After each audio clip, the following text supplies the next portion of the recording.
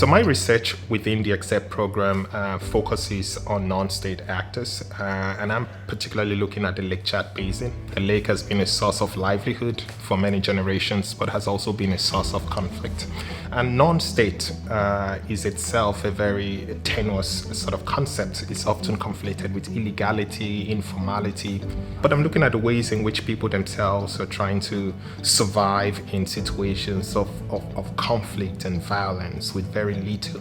What I've always been interested in is beyond the grand narrative of conflict. It's looking at how conflict is experienced at the level of the body, how it is lived, and how people respond to conflict. So moving beyond the dominant narratives of people in zones of violence as being passive or victims, to look at how they're actually agents who are making meaningful decisions, who are making the most of their conditions. What is the human face of that conflict? And perhaps that is the ethnographer in me wanting to feel with the community, hear the community, ensure that their voices are part of decision-making processes that impact their lives. And so that's the kind of inspiration that has led me to be on the ground, talk to people.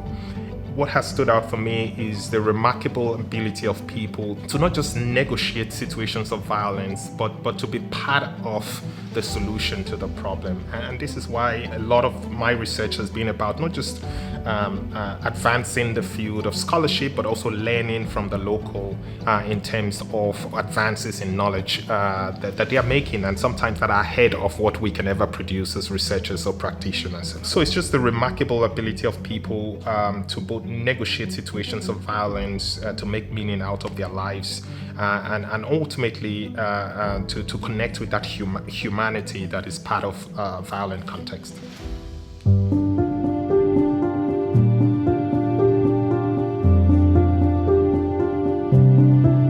Thinking about the work I've done through the XCEPT project on non-state groups, vigilante groups, civilian groups, community-based groups that have been sometimes in the absence of the state or in the violent presence of the state, have come up with ways of dealing with conflict.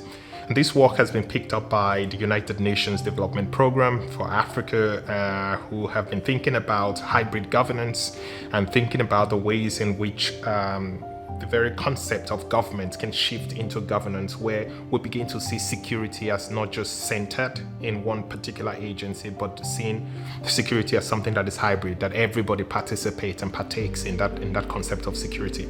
But an important intervention in my work, especially in the policy circle, has been emphasizing the blurred boundaries between the formal and the informal, between the legal and the illegal, and inviting us to rethink the conception of the illegal or the informal as being something that is sort of assumed by default to be something negative, something bad, to realize that in fact sometimes the most legitimate authority that people have on the ground are actually the so-called informal illegal actors. They are the ones that they fall back on in terms of security and protection.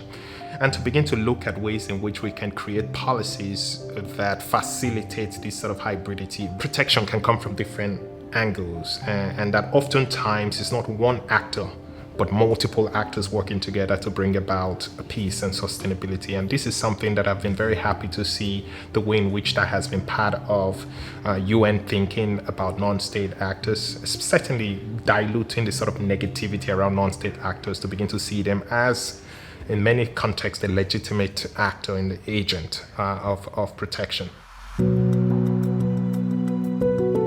One point of advice I would give to researchers, practitioners who are working in especially difficult contexts is to be open-ended, is to be a little rough on the edges. Sometimes as scholars, as practitioners, we have certain ways of doing things, and we go there and we superimpose that on the local context. We need to create a space in which the context in which we work can breathe some life into our own research questions, into our own framework as well. We could have questions and assumptions, but when we come there, the context will challenge those questions. And so the challenge for us is, as researchers, are we open to reframing, to revising, or do we dig in and emphasize and stay with our point of view? If we develop an open-endedness as researchers working in difficult contexts, our research itself can be enriched. In learning from the local, we can humanize the local in that process as well, and see this context as places that can contribute to the advancement, not just of human knowledge, but for the betterment of society. So that's one thing I would say, can we suspend some of the assumptions that we have and frameworks that we have to ensure that we really see people for who they are?